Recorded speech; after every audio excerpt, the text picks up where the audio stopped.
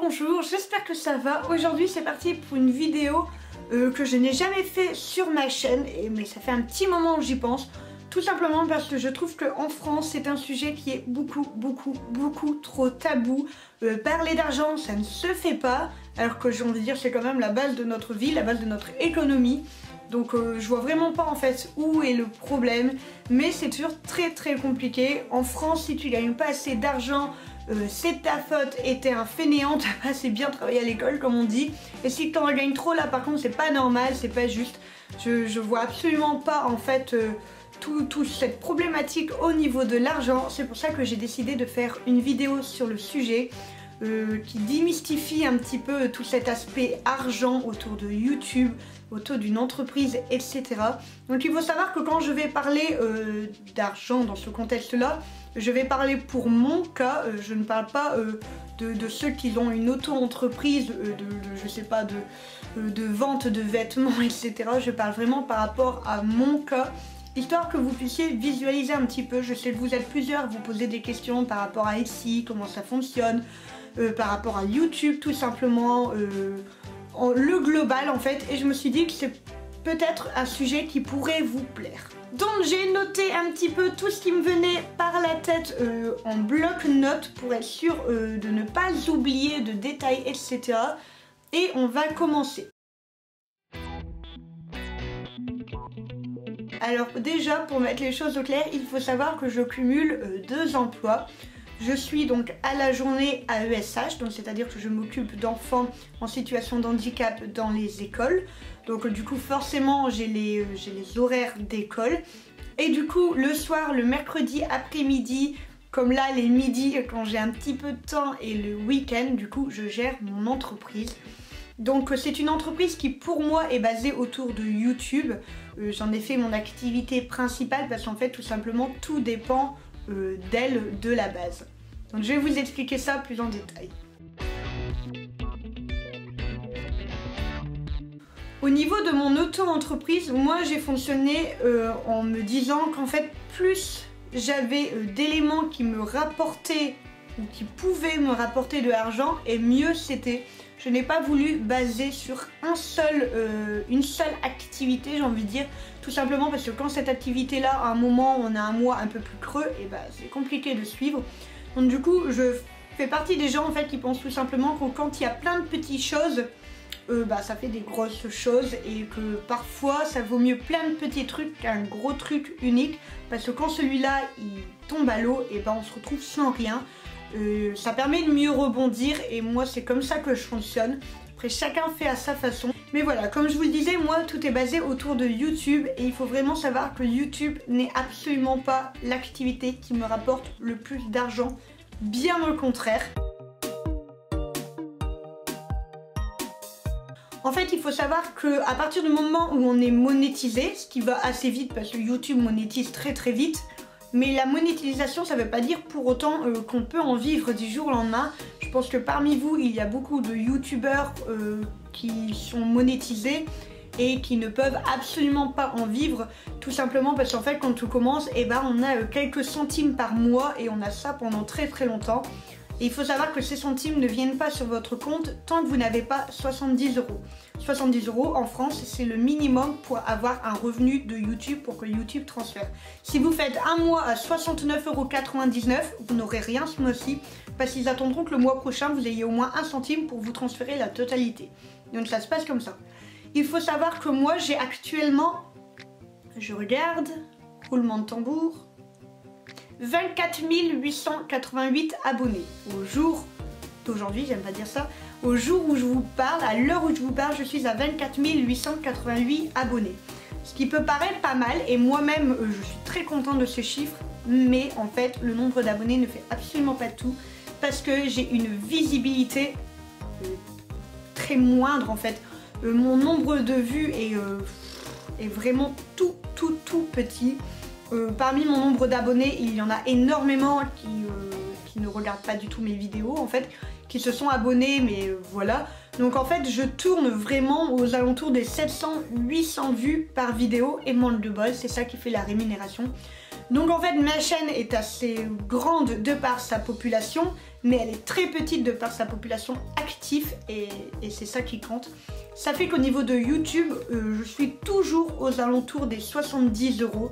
Donc vous le voyez, j'ai pas tous les mois, ça reste quand même rare qu'il y ait des mois où je n'ai pas du coup de transfert d'argent. Mais comme le mois passé j'ai fait 73 € et le mois d'avant j'ai fait 71 €. Donc vous voyez, je le frôle. Donc vous vous doutez, c'est pas avec YouTube que je gagne ma vie, c'est pas avec 70 € que je vais savoir gagner ma vie, c'est même pas l'électricité que je paie pour ma maison en un mois. Donc voilà, au niveau de YouTube, vous savez du coup au niveau de mon salaire, parce que j'ai une très mauvaise visibilité en fait, les gens ne regardent pas assez mes vidéos en fait tout simplement. Ou alors quand ils regardent qu'un petit morceau et il faut savoir que YouTube prend en considération la totalité du nombre de minutes vues en fonction de du nombre de minutes maximum. Et en fait si par exemple vous regardez une vidéo qui dure 5 minutes, si vous la regardez 1 minute, vous lancez en fait des mauvaises statistiques au niveau de la chaîne parce que ça prouve que la vidéo n'était pas assez intéressante pour la regarder en totalité. Et manque de bol, moi c'est ce qui se passe énormément sur ma chaîne. Les gens cliquent, les gens regardent le début et en fait ils partent, et principalement à cause des coloriages mystères. Et c'est ce qui me fait mal au cœur parce que j'adore faire les coloriages mystères. Mais en fait du coup dès que les personnes ont deviné, et ils arrêtent de regarder et ça me fout en l'air ma visibilité complètement. De toute façon je la vois dégringoler depuis que je fais des coloriages mystères. Donc voilà, au niveau de YouTube vous savez un petit peu comment ça se passe. Moi quand j'ai commencé mon activité je l'ai basée par rapport à YouTube, tout simplement parce qu'en fait le plus gros de mon entreprise, vous allez me dire c'est Etsy, et en fait non, c'est les partenariats. Et j'entends par partenariat en fait des personnes qui sont venues à moi pour me proposer de faire des ateliers. Donc vous savez, je fais des ateliers au niveau des enfants. J'ai mon BAFA, ce qui me permet de pouvoir gérer les petits dans un groupe. C'est très très pratique quand on fait des activités art, etc. On n'a pas forcément besoin de quelqu'un qui est à côté de nous pour gérer les enfants. On sait le faire, donc c'est l'avantage. Et en fait ça c'est devenu mon activité principale. Donc je fais des ateliers principalement au niveau des Galeries Lafayette à Paris, je vous en ai parlé plein de fois. J'ai été contactée suite à une de mes vidéos, je vous la mets tout là-haut si vous voulez aller la voir, c'est une très vieille vidéo. Et en fait j'ai été contactée suite à ça et mon partenariat a suivi, et ça va faire maintenant 2 ans et demi je pense, que je fais à peu près en moyenne 2 ateliers par mois, et ça c'est le plus gros. Donc après là au niveau du tarif ça fonctionne vraiment selon l'entreprise, j'ai envie de dire. Moi j'ai mon quota horaire que je calcule en fonction de du temps de préparation de l'atelier, du temps que je mets à faire la route, parce que forcément Paris c'est pas 5 minutes de chez moi. J'ai 6 heures de route aller-retour, donc 3 heures l'aller, 3 heures le retour. Et donc voilà, en fait je calcule en fonction de ça. J'ai aussi un quota par rapport au matériel parce que j'achète le matériel pour pouvoir le travailler, etc. Donc ça en fait c'est difficile de mettre un prix parce que ça dépend tout simplement. Je fais également des activités, des ateliers chez moi de mandala, donc pour les enfants, pour les adultes. Donc les personnes viennent chez moi en fait et on se fait des ateliers mandala. J'explique comment ça se passe, comment on les fabrique, comment on les remplit, je donne différentes astuces, tout dépend du niveau que vous avez en mandala, etc.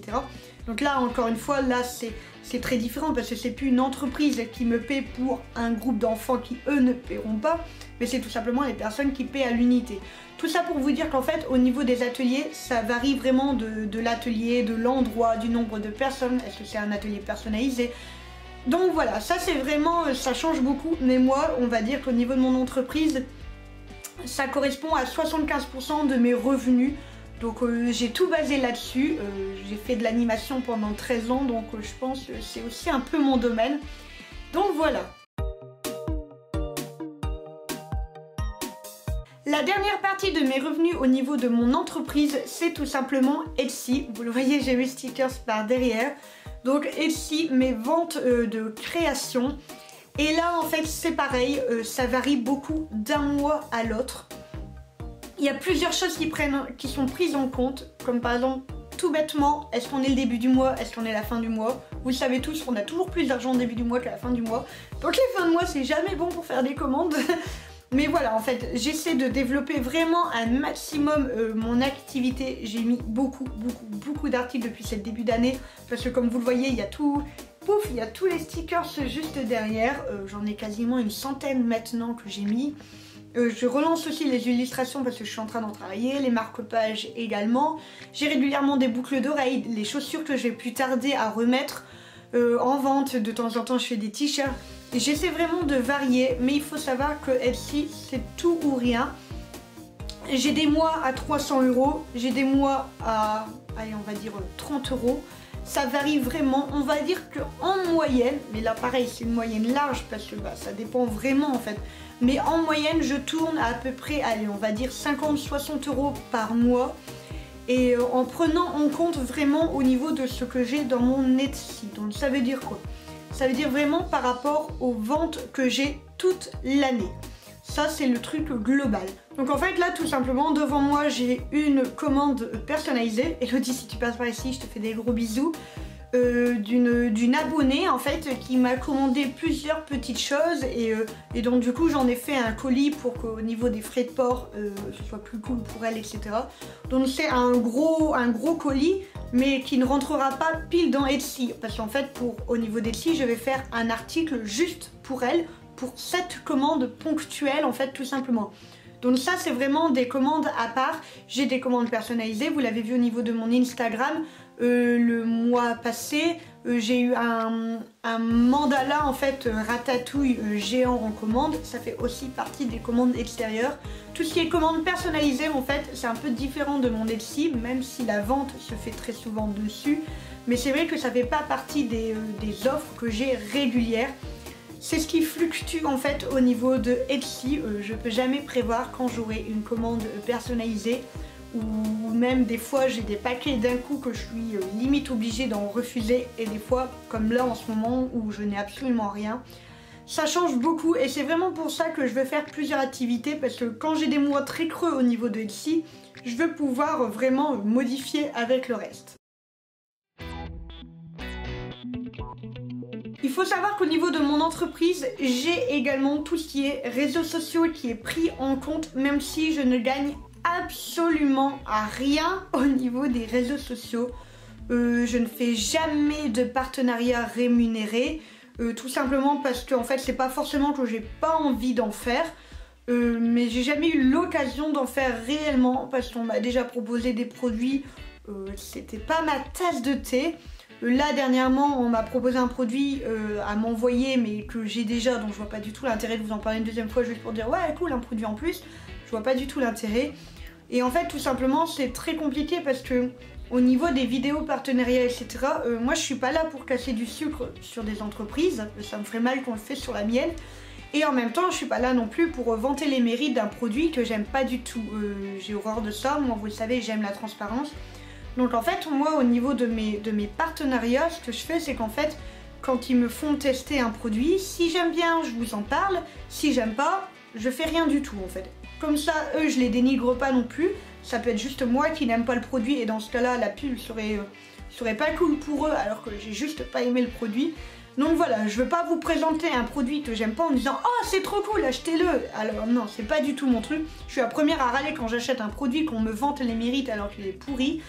Donc voilà, donc c'est vrai qu'au niveau partenariat, je trie énormément ce qu'on me propose et ce que je fais. En plus, je suis assez chiante parce que généralement, je demande quelque chose pour vous et ça passe pas tout le temps. Donc j'essaie, donc c'est pour ça qu'il n'y a pas non plus énormément de partenariats sur ma chaîne déjà. Sur mon Instagram, je crois que j'en ai eu qu'un seul. Donc voilà, en fait, au niveau des réseaux sociaux, ce sont vraiment du temps que je passe pour mettre en valeur en fait ce que je fais. Je vous montre mes dessins, je vous montre mes nouveaux articles de Etsy, je vous parle quand j'ai une nouvelle vidéo qui est sortie, je vous mets des liens. C'est vraiment en fait mon support de pub entre guillemets et pour vraiment vous partager en fait ce que je fais. Donc ça me prend énormément de temps, vous l'avez vu au niveau d'Instagram, Facebook, j'essaie de poster à peu près une fois par jour. J'essaie de mettre des stories régulières pour que vous ayez des nouvelles, etc. Donc ça me prend énormément de temps.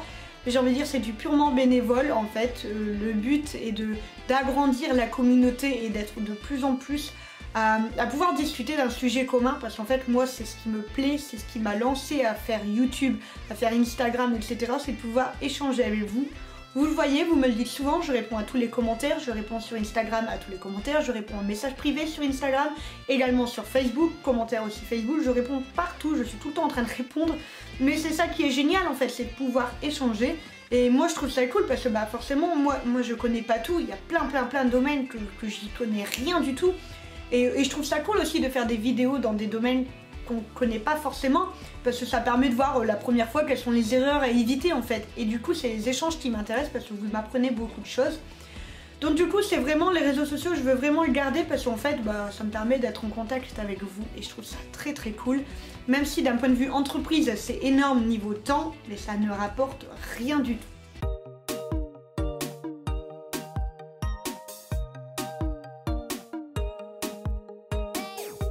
Il faut savoir que moi sur ma boutique, je fais toujours en sorte de faire des petits prix. Si vous regardez au niveau des stickers, les prix des stickers en général de personnes qui ont des entreprises, etc. C'est rarement comme je le fais à 2,50 € le stickers. Mes lettres sont à 50 centimes la lettre. J'ai envie de dire je peux pas être plus bas sinon je suis à perte. Donc en fait j'essaie vraiment d'être à petit prix parce que moi la première je sais ce que c'est de vouloir une illustration de quelqu'un et de me dire ça picote un petit peu même si je comprends parfaitement comment est calculé tout ça. J'essaie de... Bah forcément je dois quand même gagner ma vie donc je ne veux pas le faire à perte. Je ne veux pas le faire au rabais non plus parce que je suis pas du tout d'accord avec le fait de vendre ses créations au rabais. Le prix d'une création est calculé. Donc moi je fais vraiment pour pouvoir en vivre en fait. Donc forcément je vais pas vendre mon travail au rabais, autant dire c'est moche, achetez-le parce que de toute façon personne n'en voudra, j'aime pas du tout ça. Pour moi un artiste qui vend son travail au rabais, c'est un artiste qui n'a aucune considération de son travail. Donc c'est pas du tout mon genre, j'aime pas du tout ça. En fait moi pour calculer le prix de mes créations, je regarde tout simplement le prix qu'il m'a coûté pour le faire.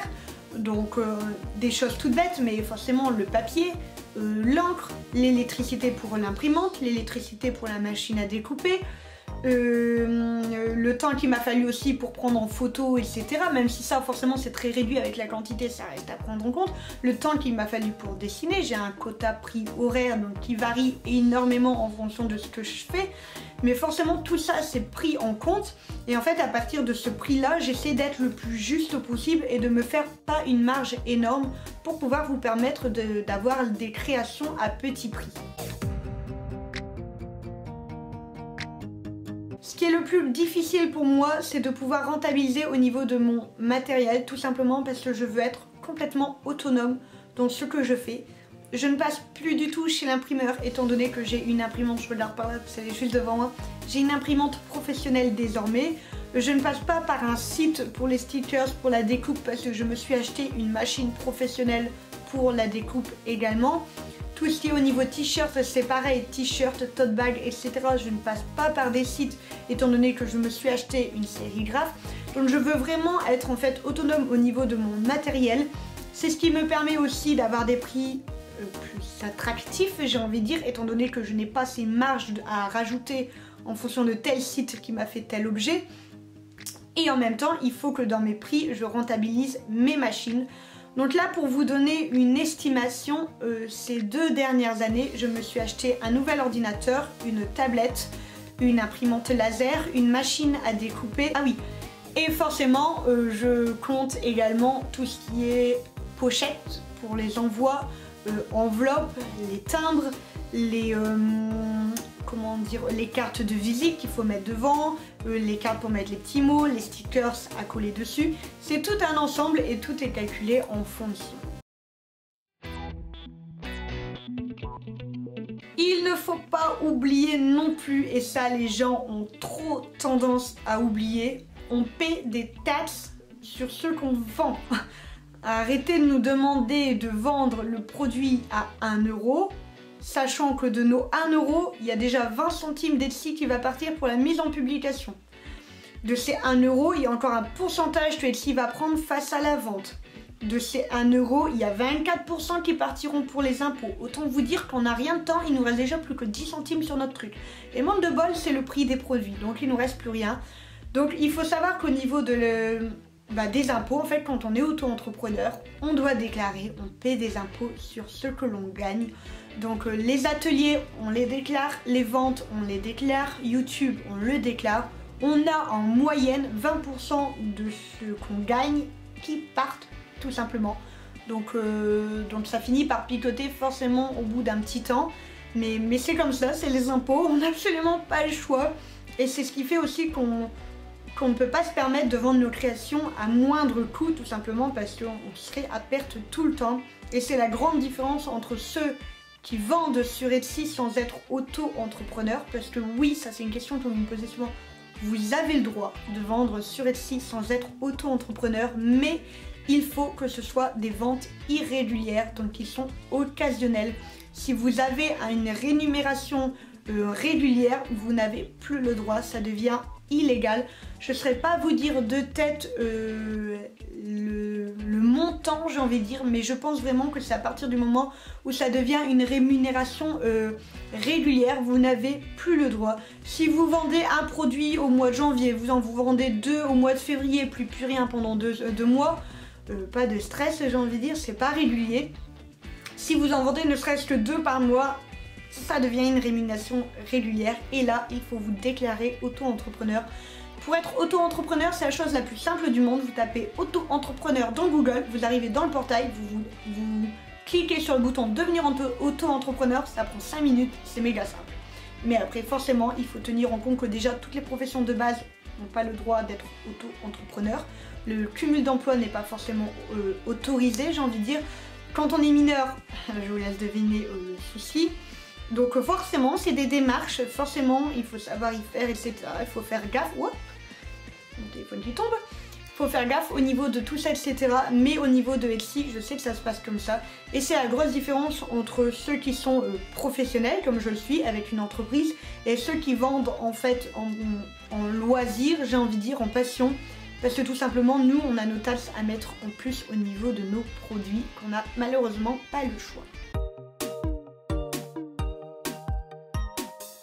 Donc voilà, pour vous faire un petit condensé, je cumule 2 emplois et c'est ce qui me permet de vivre. On connaît tous le salaire des AESH quand on cherche un petit peu et on se rend compte que c'est pas l'handicap qui paie le plus.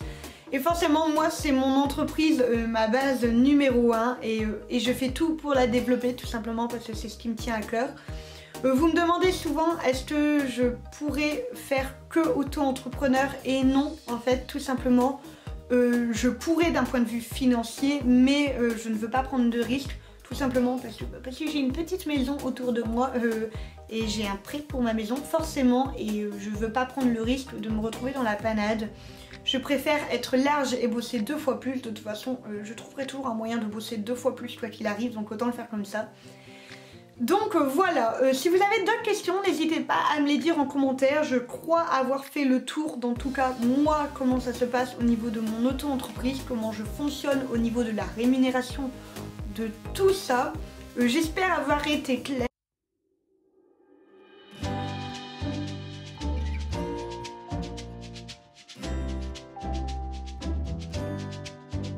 Donc voilà, cette vidéo est terminée. N'hésitez pas à me dire en commentaire si vous avez des questions un peu plus spécifiques auxquelles je n'aurais pas encore répondu. N'hésitez pas à me mettre un petit pouce bleu. Pensez à mon référencement, s'il vous plaît.